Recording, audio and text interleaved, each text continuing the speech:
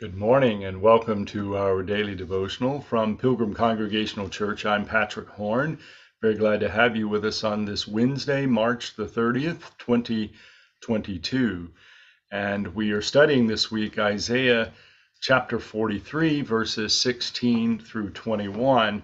And this morning I'd like for us to focus on the single verse from this passage, verse 18, which is probably the central passage or central verse of 8 chapters, 41 through 48, a very central verse here in this section. So this is Isaiah 43, verse 18.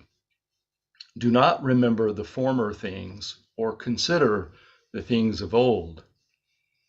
Well, this is indeed an unusual thing to hear from the Old Testament, because much of the Old Testament, of course, encourages the ancient Hebrews and the Israelites to remember things of old. And here they are told not to remember those things.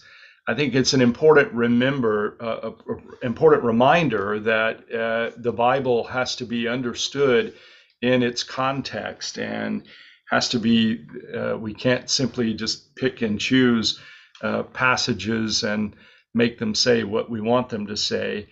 And this passage is certainly not inconsistent with the rest of the Old Testament. It's simply a reminder, I think, that that sometimes we need to be careful not to get bogged down in the past. So we've just heard in verses 16 and 17 a sort of brief recounting of how God delivered the Israelites, the ancient Hebrews, from the Egyptians through the sea, and the sea swallowed up the warriors and their chariots and horses. And here in 18 that I just read, Isaiah says, do not remember the former things or consider the things of old. And so it's a reminder that this is a different place and time, that God's message is always for a specific place and time, that we're always having to deal with the things in the here and the now.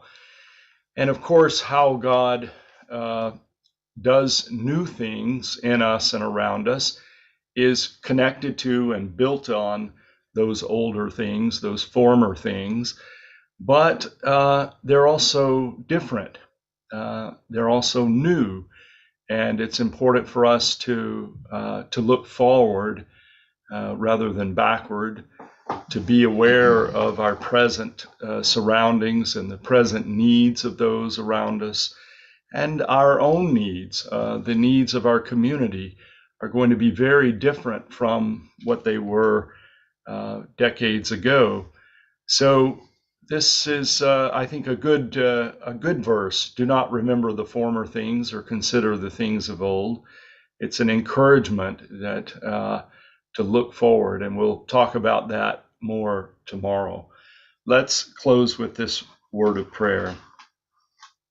O Lord, most high and wonderful, to whose mind the past and the future meet in our eternal now, to whose sight all things lie naked and open, we are the creatures of shifting time, to whom the past is soon forgotten and from whom the future is completely veiled.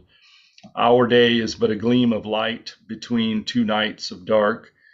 The mist hang about our minds, our feet are fettered, we are bruised and bound, robbed and cheated every day.